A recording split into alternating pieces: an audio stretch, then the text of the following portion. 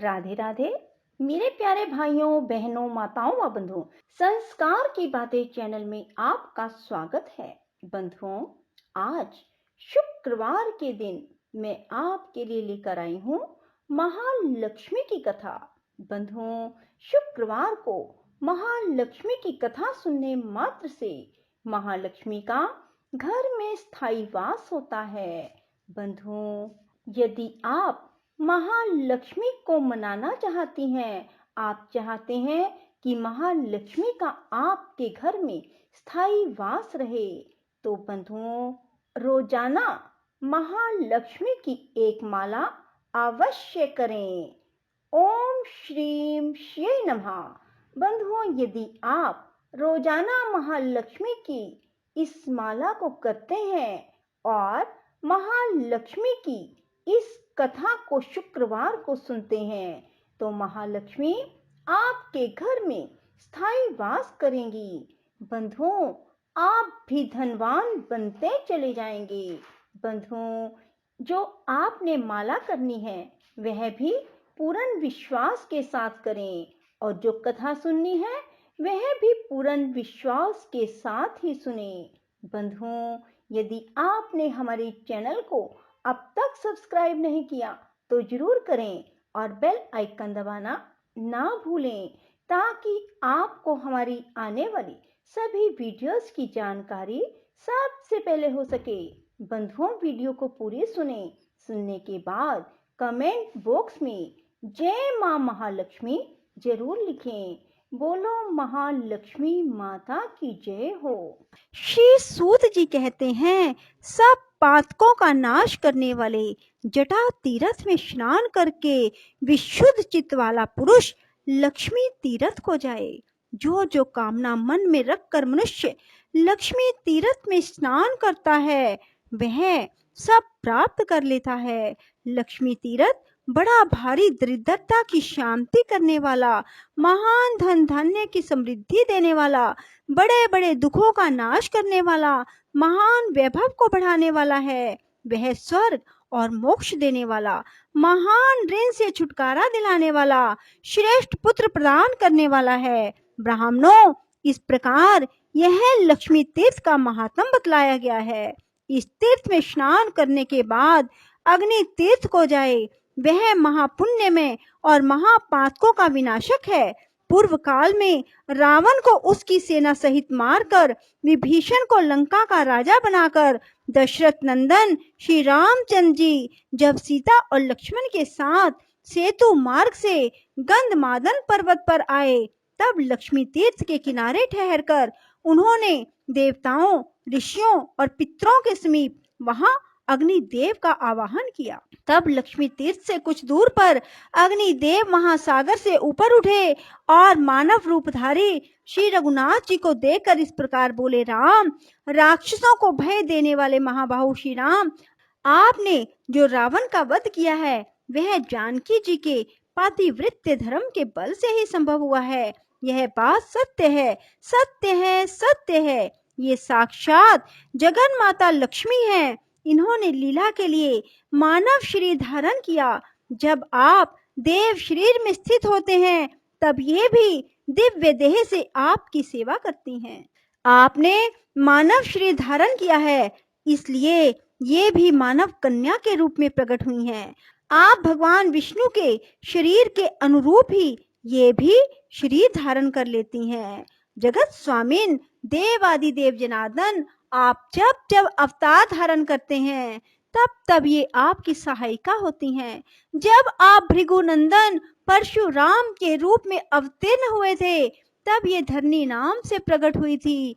इस समय आपके साथ ये जनक नंदिनी सीता के रूप में प्रकट हुई हैं, और भविष्य में जब आप श्री कृष्ण अवतार लेंगे तब ये रुक्मिणी होंगी। इसी प्रकार अन्य अन्य अवतारों में भी ये आपकी सहायिका होती हैं। अतः रघुनंदन, आप मेरे कहने से इन्हें आदर पूर्वक ग्रहण करें। अग्नि का यह वचन सुनकर देवताओं और महर्षियों ने दशरथ नंदन श्री राम और जनक नंदिनी सीता की बार बार प्रशंसा की। श्री रामचंद्र जी ने अग्नि के साक्षी देने से परम निर्मल सती साध्वी सीता को ग्रहण किया। जिस स्थान पर अग्निदेव प्रकट हुए उसी को अग्नि तीर्थ समझो। अग्नि के प्रकट होने से ही उसका नाम अग्नि तीर्थ हुआ। उस मोक्षदायक तीर्थ में भक्ति पूर्वक स्नान करके मनुष्य उपवास पूर्वक वेद वेता ब्राह्मणों को भोजन कराए, उन्हें वस्त्र और धन दे। ऐसा करने से वह सब पापों से मुक्त हो भगवान विष्णु का सायुज्य प्राप्त कर लेता है। पूर्व काल की बात है, पाटलिपुत्र में पशुमान नामक एक वैश्य रहते थे। वे सदा धर्म में तत्पर और ब्राह्मणों की सेवा में संलग्न रहा करते थे। सदा कृषि और गौ रक्षा करते हुए पशुमान बाजार की गलियों में धर्मतः सुवर्ण आदि का विक्रय किया करते थे। उनकी 3 स्त्रियां थी जो सदा पति की सेवा में लगी रहती थी। उन तीनों स्त्रियों से सुपन्य आदि 8 पुत्र उत्पन्न हुए। वे जब 5 वर्ष के हो गए तब उन्हें कर्तव्य की शिक्षा दी जाने लगी। वे धीरे धीरे खेती, गोरक्षा और व्यापार का काम भली भांति सीख गए। सुपन्य आदि 7 पुत्र पिता की बात सुनते और पशुमान जो कहते उस कार्य को तत्काल पूरा करते। उन्होंने सोने के कारोबार में भी अत्यंत कुशलता प्राप्त कर ली। किंतु वैश्य का 8वां पुत्र दुष्पन्य बचपन से ही खोटे मार्ग पर चलने लगा। वह पिता की बात नहीं सुनता था। दुष्पन्य बाल्यकाल से ही बालकों को सताया करता था। पशुमान ने उसे दुष्कर्म परायण देखकर भी यह नादान है ऐसा कहकर उसकी उपेक्षा कर दी। तदंतर वैश्य के 8 पुत्र युवा अवस्था को प्राप्त हुए। 8वां पुत्र दुष्पन्य नगर के बालकों को दोनों हाथों में पकड़ लेता और कुआं, नदी या तालाब में फेंक देता। उसके इस दुष्ट चरित्र को कोई नहीं जानता था। जल में उनका शव देखकर लोग उनका संस्कार करते थे। तब पूर्ववासियों ने आकर राजा से यह वृतांत निवेदन किया। उसका वचन सुनकर राजा ने ग्राम रक्षकों को बुलाया और आज्ञा दी, बालकों की मृत्यु का क्या कारण है इसका पता लगाओ। ग्राम रक्षक बालकों के मारे जाने के रहस्य का पता लगाने लगे, किंतु बहुत खोज करने पर भी उन्हें उन बाल घात का पता नहीं लगा। वे डरते हुए राजा के पास गए, बोले, महाराज, हम बहुत खोज करने पर भी यह ना जान सके कि कौन इस नगर में रहकर निरंतर बालकों की हत्या करता है। तदंतर किसी समय वह वैश्य बालक अन्य 5 बालकों के साथ कमल निकालकर ले जाने के बहाने सोवर के निकट गया। वहां उसने उन बालकों को जबरदस्ती पकड़कर पानी में डुबो दिया। वे बालक चीखते चिल्लाते रहे तो भी उस क्रूर आत्मा ने उन्हें कंठ तक पानी में ले जाकर डुबो दिया। उन सब को मरा हुआ जानकर दुष्पन्य शीघ्र अपने घर को चला गया। उन 5 बालकों के पिता अपने पुत्रों को नगर में ढूंढने लगे। वे 5 बालक अधिक छोटे नहीं थे। पानी में डाल देने पर भी वे मर ना सके। धीरे धीरे सरोवर के किनारे आ गए और वहीं घूमते रहे। इतने में ही अपने बंधुओं द्वारा नाम ले लेकर पुकारने की आवाज उन्हें दूर से सुनाई दी। तब उन्होंने भी जोर से बोलकर उत्तर दिया। बालकों की आवाज सुनकर उनके पिता सरोवर के तट पर गए। वहां उन्हें जीवित देखकर उन सबको बड़ा हर्ष हुआ। फिर पिता ने पूछा, तुम्हारी दशा क्यों हुई? तब बालकों ने दुष्पन्य के उस दुष्कर्म का वृतांत अपने बंधुओं को कह सुनाया। यह बात जाकर पूर्ववासियों ने राजा को इसकी सूचना दी। राजा ने पशुमान को बुलाकर कहा, पशुमान, यह नगर बहुत से बालकों से भरा पूरा रहा है, किंतु तुम्हारे दुरात्मा पुत्र ने इसे प्राय सूना कर दिया। अभी अभी इन बालकों को उसने जल में डुबो दिया था, परंतु दैव योग से जीवित निकल आए। बताओ इस समय क्या करना चाहिए? मैं तुम्ही से पूछता हूँ, क्योंकि तुम सदा धर्म में तत्पर रहते हो। राजा के ऐसा कहने पर धर्मज्ञ पशुमान ने कहा, राजन, जिसने सारे नगर को सूना कर दिया वह वध के योग्य है। इस विषय में कुछ पूछने की बात नहीं। यह अत्यंत पाप आत्मा मेरा पुत्र नहीं, शत्रु ही है, जिसने इस नगर को बालकों से खाली कर दिया। उस दुष्ट के उद्धार का मुझे कोई उपाय नहीं दिखाई देता। मैं सच कहता हूँ, इस दुष्ट आत्मा को प्राण दंड दिया जाए। पशुमान का यह वचन सुनकर समस्त पूर्ववासी पशुमान की प्रशंसा करते हुए राजा से बोले, महाराज, इस दुष्ट को मारा ना जाए, अपितु चुपचाप नगर से निकाल दिया जाए। तब राजा ने दुष्पुण्य को बुलाकर कहा, ओ दुष्ट आत्मन, तू शीघ्र हमारे राज्य से बाहर चला जा। यदि यहाँ रहेगा तो मैं तेरा वध कर डालूंगा। इस प्रकार डांट कर बताकर राजा ने दूतों द्वारा उसे नगर से निर्वासित कर दिया। तदंतर दुष्पुण्य भयभीत हो उस देश को छोड़कर मुनि मंडली से युक्त वन में चला गया। वहां जाकर भी उसने एक मुनि के बालक को जल में डुबो दिया। कुछ बालक खेलने के लिए गए हुए थे। उन्होंने उस बालक को मरा हुआ देख अत्यंत दुखी हो उसके पिता से यह समाचार कहा।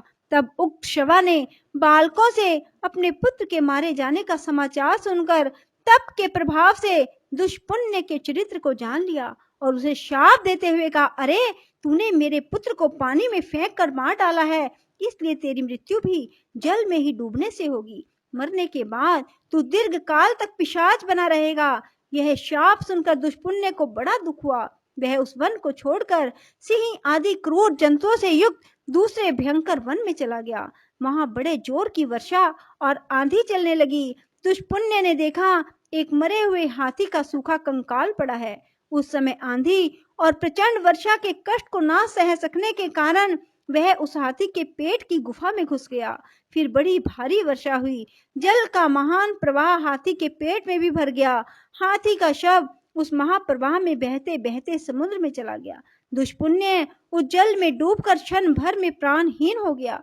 मृत्यु के बाद उसे पिशाच की योनि मिली। भूख प्यास से पीड़ित होकर वह भयानक रूपधारी पिशाच अनेक प्रकार के दुख सहता हुआ गहन वन में रहने लगा। एक वन से दूसरे वन में दौड़ता और कष्ट भोगता हुआ वह क्रमशः दंडक अरण्य में आया।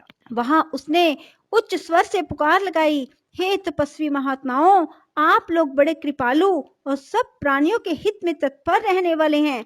मैं दुख से अत्यंत पीड़ित हूँ, अतः मुझे अपनी दया दृष्टि से अनुग्रहित करें। पूर्व काल में मैं पाटलिपुत्र नगर में पशुमान का पुत्र दुष्पुण्य नामक वैश्य था। उस समय मैंने बहुत से बालकों की हत्या की। अब मैं पिशाच योनि को प्राप्त हुआ हूँ। भूख प्यास सहन करने की मुझ में शक्ति नहीं रह गई, अतः आप लोग कृपा करके मेरी रक्षा करें। तपोधनो, जिस प्रकार मैं पिशाच योनि से छूट जाऊं वैसा प्रयत्न करो।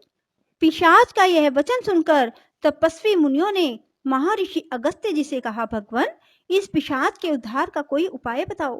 तब अगस्त्य जी ने अपने प्रिय शिष्य सुतीक्ष्ण को बुलाकर कहा, वत्स सुतीक्ष्ण, तुम शीघ्र गंधमादन पर्वत पर चले जाओ। वहां सब पापों का नाश करने वाला महान अग्नि तीर्थ है। महामते, उस पिशाच के उद्धार के उद्देश्य से तुम उस तीर्थ में स्नान करो। अगस्त्य जी के ऐसा कहने पर सुतीक्ष्ण जी गंधमादन पर्वत पर चले गए और अग्नि तीर्थ में जाकर पिशाच के लिए स्नान का संकल्प करके वहां उन्होंने 3 दिन तक नियम पूर्वक स्नान किया। फिर रामनाथ आदि तीर्थों का सेवन और स्नान करके श्रेष्ठ ब्राह्मण सुतीक्ष्ण जी अपने आश्रम पर लौट आए। उस तीर्थ में स्नान के प्रभाव से वह पिशाच शीघ्र ही दिव्य देह को प्राप्त हुआ और सुतीक्ष्ण, अगस्त्य और अन्य तपोधनों को बार बार प्रणाम करके उनकी आज्ञा ले प्रसन्नता पूर्वक स्वर्गलोक को चला गया। बोलो लक्ष्मी माता की जय हो। राधे राधे। जय श्री कृष्णा। बंधुओं, यदि आपको हमारी वीडियो पसंद आए तो इसे लाइक करें और शेयर भी जरूर करें। धन्यवाद।